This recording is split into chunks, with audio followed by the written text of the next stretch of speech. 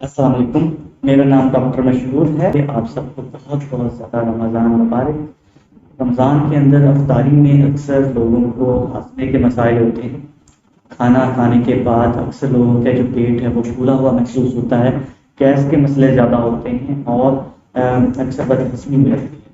तो आज हम बात करेंगे कि ऐसी कौन सी वजूहात हैं जिनकी वजह से ये मसाइल होते हैं और इनको कैसे जो है वो इनसे बचा जा सकता है। लंबे टाइम के लिए पेट जो है वो खाली रह रहा होता है। इस वजह से जो हमारा पूरी बॉडी है वो उसका मेटाबॉलिज्म का जो रेट है वो कम हो जाता है। यानी कि पूरी बॉडी के अंदर जितने भी प्रोसेस हो रहे होते हैं वो स्लो हो जाते हैं।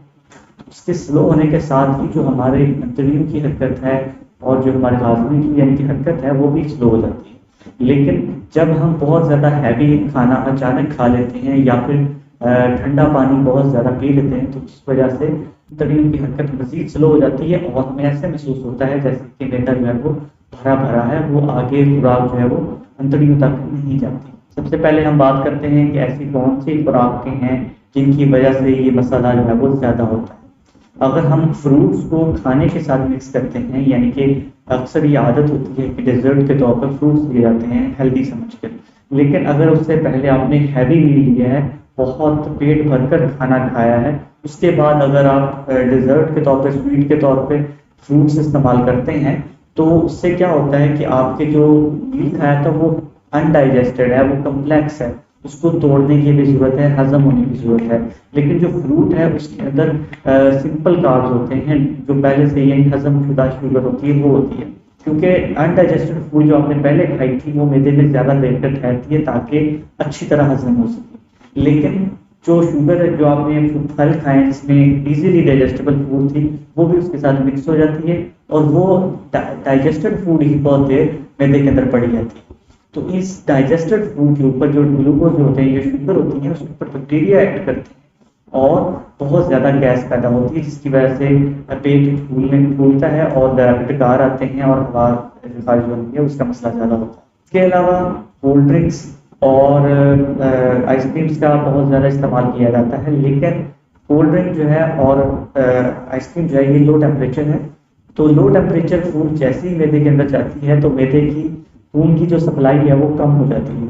खून की सप्लाई कम होती है, उसके साथ मैदे की जो हरकत है वो भी स्लो डाउन हो जाती है।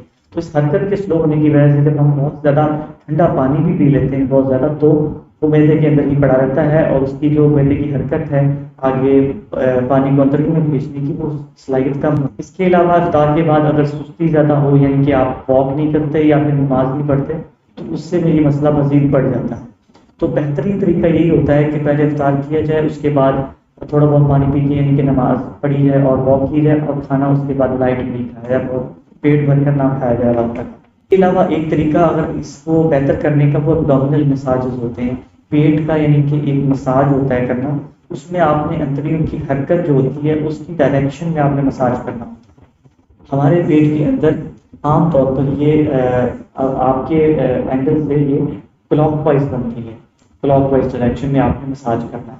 स्टार्ट करेंगे ये राइट साइड से एक कोण से और यहाँ से ऊपर को, उसके बाद यहाँ से लेफ्ट को और लेफ्ट से फिर नीचे को, इस तरह मसाज करेंगे तो गैस का जो पैसेज है, गैस का गुजरना जो है वो बेहतर होता जाता है। और इसके अलावा जो पेट फूला हुआ है वो भी बेहतर हो जाएगा पेट के इस मसाज के साथ। पानी का बहुत ज़्यादा मसला होता है कि गर्मियों के अंदर आमतौर पर ये रोज़े आ रहे हैं पिछले कुछ सालों से, तो गर्मी नहीं है तो इस वजह से जो पानी है वो बहुत ठंडा इस्तेमाल किया जाता है। तो ज़्यादा ठंडा पानी और इफ्तारी के फ़ौरन बाद सिर्फ पानी पे ही जोर दिया जाता है। 2 गिलास 3 गिलास 4 गिलास पानी पिया जाता है और वो भी ठंडा। तो उसके साथ होता क्या है कि मैदे की हरकत स्लो डाउन हो जाती है और पेट जो है वो अचानक भर जाता है और उससे जो है वो मैदा फूलना शुरू हो जाता है और तकलीफ और बेचैनी होती है। तो इसका तरीका 2 चीज़ें ही अवॉइड करनी है आपने कि रूम टेम्परेचर का पानी पीना है आपने, ज़्यादा ठंडा ना हो, और सिर्फ 1 गिलास पीना है। इफ्तारी के बाद 1 गिलास से ज़्यादा पानी आपने हर किसी इस्तेमाल नहीं करना। पानी की कमी दूरी करने के लिए आपने रात के बाद आधा आधा गिलास करके उसको सिप करके पीते रहें। इफ्तारी के बाद भी जो आपने पानी पीना है वो सिप करके पीना है, यानी कि चूस चूस कर पीना है, एक एक बूंद भर के। अगर आप उसको बहुत तेज़ी से पिएंगे, जो कि हमारी आमतौर पर आदत है, तो उसके साथ हम बहुत ज़्यादा हवा भी इंजेस्ट करते हैं, हवा भी हमारे मैदे के अंदर जाती है, जो कि बाद में मैदे के फूलने का सबब बनती है। इसी तरह अगर आप लोग कोल्ड ड्रिंक इस्तेमाल करते हैं अफ्तारी के वक्त, तो उसमें स्ट्रॉ यूज़ ना करें, बल्कि गिलास में डाल कर इस्तेमाल करें। स्ट्रॉ के साथ कोल्ड ड्रिंक्स या जूसेस पीने से भी हवा की जो इंजेक्शन है वो बढ़ती है और मैदे के अंदर जो गैस है वो बढ़ जाती है। अफ्तारी में हाई फाइबर डाइट का इस्तेमाल करें, जैसे कि सैलड्स होते हैं, जो सलाद है, हमारी कच्ची सब्जियां हैं, ये ज़्यादा इस्तेमाल करें, क्योंकि ये बहुत न्यूट्रिशियस है और हाई फाइबर डाइट। जो हाई फाइबर डाइट होगी उससे जो मैदा है वो नॉर्मली तौर पर डिस्टेंट होगा, और वो इसका ये डिस्टेंट होना स्टिमुलेट करेगा मैदे की और अंतड़ियों की हरकत को। तो मैदे और अंतड़ियों की हरकत जो है वो बढ़ेगी हाई फाइबर डाइट के साथ, तो आपके कॉन्स्टिपेशन के इशू और गैस इश्यूज भी हैं वो कम हो जाएंगे, गैस कैपेसिटी के इश्यूज। सबसे अच्छा मील प्लान मैं अब आपको बता देता हूँ कि आपका जो इफ्तारी का मील प्लान है वो क्या होना चाहिए। अफ्तारी 2 से 3 खजूरों के साथ करें। खजूरों के साथ अफ्तारी करने से इमीडिएट एनर्जी आती है बॉडी में। जो आपको हाइपोग्लाइसीमिया चल रहा होता है, पूरे दिन का लो शुगर चल रही होती है, तो अचानक आपको एक हाई शुगर डोज मिलती है और आपकी जो नॉर्मल ब्लड शुगर है वो मेंटेन रहती है और फौरी एनर्जी मिलती है आपको। उसके बाद सिर्फ 1 गिलास रूम टेम्परेचर का पानी सिप करके पिए। उसको ज़्यादा तेज़ी के साथ ना पिए, ताकि हवा की इंजेक्शन जो है वहाँ पे जो निकलना है वो कम से कम। उसके बाद फ्रूट्स और सैलड्स जो हैं वो नॉर्मल मिकदार में खाएं, और उसका 1/3 हिस्सा फ्रूट्स पर मुश्तमिल होना चाहिए और 2/3 हिस्सा सलाद पर मुश्तमिल होना चाहिए। सलाद में आपके पास तमाम सब्जियां जो हैं, खीरा है, टमाटर है, मूली, गाजर, बंद गोभी, ये सारी चीज़ें इसमें शामिल हो सकती हैं। चुकंदर का इस्तेमाल ज़्यादा करें, आयरन के लिए बहुत अच्छा है। तो ये सारी चीज़ें जो है, ये सैलड्स मुख्तलिफ रेसिपीज़ के तौर पर आप इसको बना सकते हैं। हल्का कोई नमक मिर्च मसाला भी आप इसमें यूज़ कर सकते हैं, लेकिन कोशिश करें कि सलाद का इस्तेमाल ज़्यादा करें। और आपकी इफ्तारी की डाइट का 1/3 फ्रूट्स पर मुश्तमिल होना चाहिए, क्योंकि जो अगर फ्रूट्स का इस्तेमाल ज़्यादा होगा तो उससे आपकी जो सिंपल कार्ब्स हैं वो बहुत ज़्यादा होंगे, और शुगर के जो मरीज़ हैं उन्हें भी फ्रूट्स का पोर्शन थोड़ा मज़ीद कम कर दें। और इफ्तारी जो है वो खजूर से नहीं, पानी से की जानी चाहिए। ये इफ्तारी का स्केड्यूल है। इसके बाद फिर आपने कम से कम आधे घंटे का वक्त पाना चाहिए। इस आधे घंटे में आप नमाज पढ़ें और 5 से 10 मिनट जो है वो स्लो वॉकिंग करें। जॉगिंग ना करें, तेज़ भागें नहीं, बस स्लो वॉक आपको 10 मिनट के लिए करनी है। इसके बाद घर जाके आप नॉर्मल लाइट मील लें। बिल्कुल अच्छी बात है कि अगर आप रात का खाना जो है वो जितना हल्का कर सकते हैं उतना हल्का करें।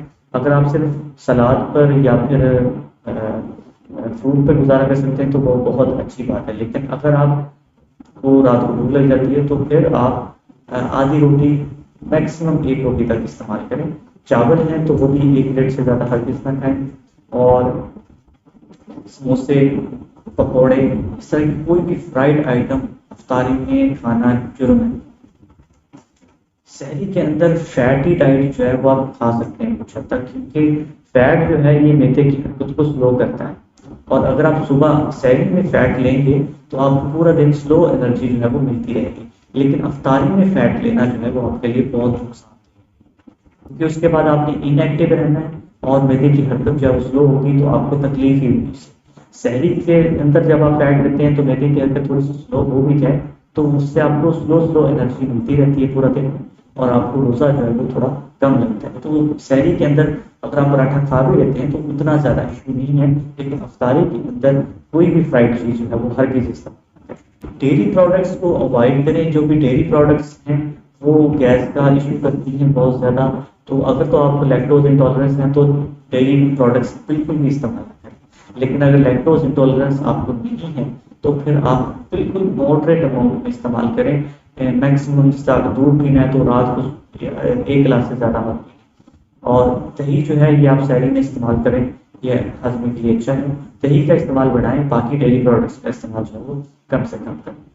ये थी हमारी आज की वीडियो। मज़ीद ऐसी इंफॉर्मेटिव वीडियोस के लिए हमारे चैनल को सब्सक्राइब करें, इस वीडियो को लाइक करें, अपने दोस्तों और फैमिली मेम्बर्स के साथ शेयर करें।